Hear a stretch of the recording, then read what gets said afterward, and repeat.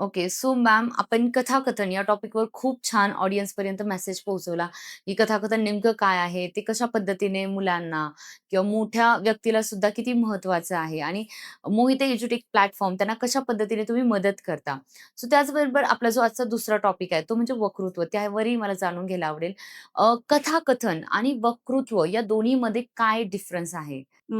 कथाकथनामध्ये तुम्हाला एक कथा सांगायची असते. मग हं. ती कधी-कधी प्रत्यक्ष घडलेली असते किंवा स्वतः कल्पनेने आपण तयार केलेली असते. करेक्ट. पण वक्तृत्वामध्ये सुद्धा जेव्हा आपण एखादा विषय मांडतो, तर तिथे इमॅजिनरी जरी असलं, तरी सुद्धा तुम्हाला ते भाषण पद्धतीनं सांगायचं असतं. मग बरोबर. ते इमॅजिनरी म्हणजे एखादा माझा आवडता प्राणी असेल, माझा आवडता पक्षी असेल किंवा माझी शाळा या विषयावर बोलायचं आहे. तिथे तुम्ही हं. कथा सांगू शकत नाही.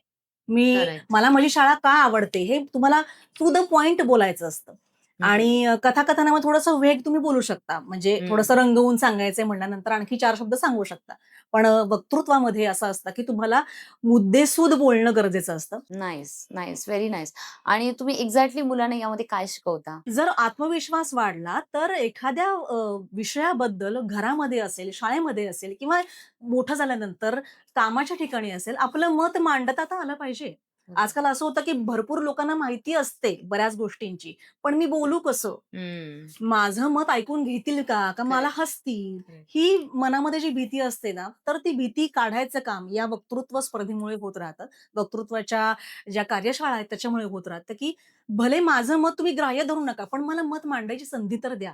आणि बरोबर. दिल्यानंतर मला माझं मत मांडताही तेवढं प्रभावीपणे आलं पाहिजे, जेणेकरून 4 लोकांनी ते लक्षात घेतलं पाहिजे. एक्झॅक्टली. तर अशा पद्धतीनं मत मांडण्याची जी तयारी आहे, तो जो आत्मविश्वास आहे, ते हं. जे डेअरिंग आहे, ते याच्यामुळे होत राहतं. आत्मविश्वास वाढला, की आपली विचारशक्ती वाढते, की बरोबर. एखाद्या मुद्द्याबद्दल मी पण सारासार विचार करू शकतो. 4 अँगलनी विचार करणं गरजेचं आहे.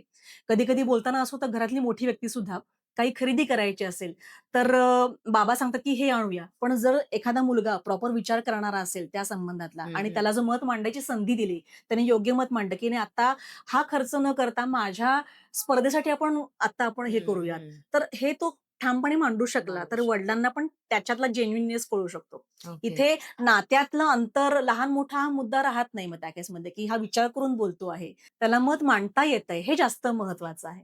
सो तो ओके. कॉन्फिडन्स वाढतो मुलांचा.